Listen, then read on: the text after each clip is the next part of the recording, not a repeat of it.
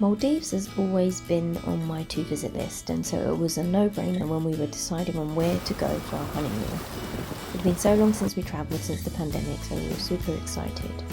After a 10-hour flight, we were greeted by staff at the airport and taken to the island on a speedboat. It took about 25 minutes and there were staff waiting for us at the island. They were really friendly and offered us some welcome drinks and took us to check-in. Velassaru is situated in South Male, about a 25-minute speedboat ride from Male International Airport. It's a private island full of soft sand, palm trees, and 129 rooms that line the perimeter of the island. It takes about 25 minutes to walk around the entire island, and it offers an intimate feel and not too crowded at any time. There are 5 restaurants and 2 bars on the island, each offering its own unique experience. 3 of their signature restaurants require booking. They have a diving centre, a water sports centre, outdoor swimming pool, spa, their own photographer on site that offer a complimentary 30-minute photo shoot, which I thought was really cool. They give you free ice cream every day, so if you hear the bell, stop what you're doing and go and get some. I think it's the small touches of this place that make it really special, like giving you a teddy bear with fresh red rose and chocolates on Valentine's Day, a surprise birthday cake after dinner, and staff were just always helpful and polite.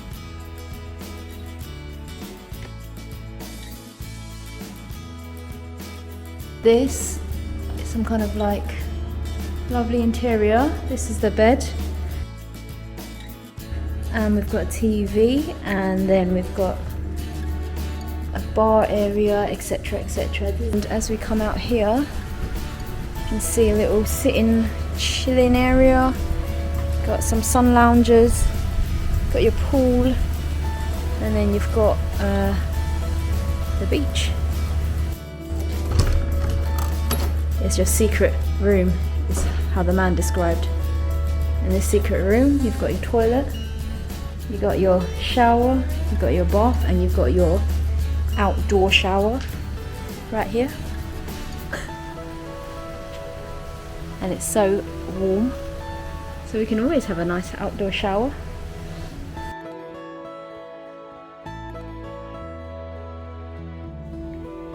The morning cruise is a complimentary trip out to the sea and back as the sun rises. It is really relaxing and a really nice way to start the morning if you are able to get up early. You get to sit on a large beanbag and given water on board. It can be a little bit fiddly with the beanbags, but once you get a nice little firm spot, it's pretty cool and comfortable. This only runs on certain days and requires booking, so make sure you check.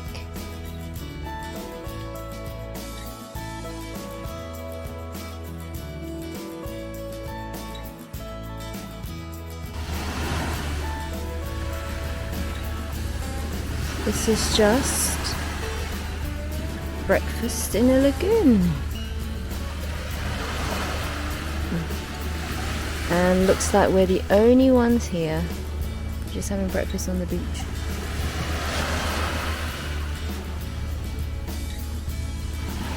There's no food on the table yet.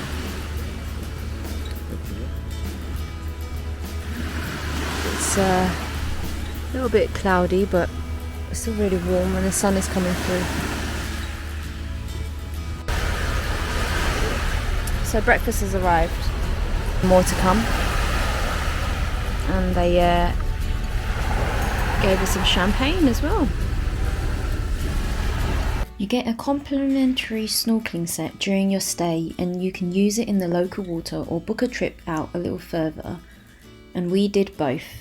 You get a fin and you get these, but I think I might use my own one. So, just doing some snorkeling. The snorkeling mask is good. Snorkeling by the beach can be quite fun, especially when there's not much to do. However, even though the water is clear, there's not much to see. So we went to do some snorkeling today, a snorkel trip, and what they do is take you out on a boat and then you jump into the sea and you go with the guide. There was probably a small group of us and 2 guides. The boat was fine, and I had a life jacket because I can't swim and I might die, so I took that option. We saw sea turtles, saw sharks, saw lots of fish. How would you describe your experience? I mean, it was like okay at first, and then I just got slightly hydrophobic, just being in the water for that long, not having any life jacket, and then after about half an hour I just started feeling a bit motion sickness in the water, and water kept going into my snorkel a few times. That's when I thought I was going to drown. I thought that was the end of my life. I didn't think I would get motion sickness, but I got really bad motion sickness because in the sea I was turning over a few times, and then my eye mask piece was quite tight, and I felt like I couldn't breathe. And water occasionally would get into the snorkel. I think snorkel's not really for me. That's the takeaway. That's my takeaway.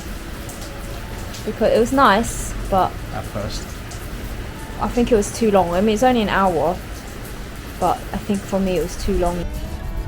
We've just tried Scuba Discovery, and what it is basically is like a scuba tryout scuba for anyone who hasn't really had a go at scuba. One of the things that's offered on a lot of the islands on Maldives.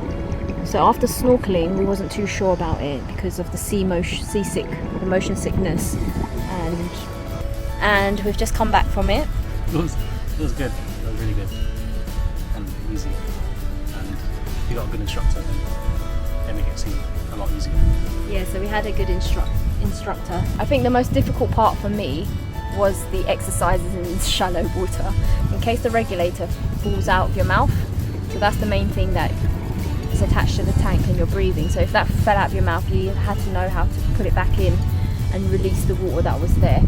So I think the exercise initially scared me because I didn't really understand what to do. The hand gestures were all good, I understood that, but then luckily when we got into the water, I realised that actually you don't need to know how to take the thing off, because as long as you kept biting it, probably about made piercings in the thing and biting so hard.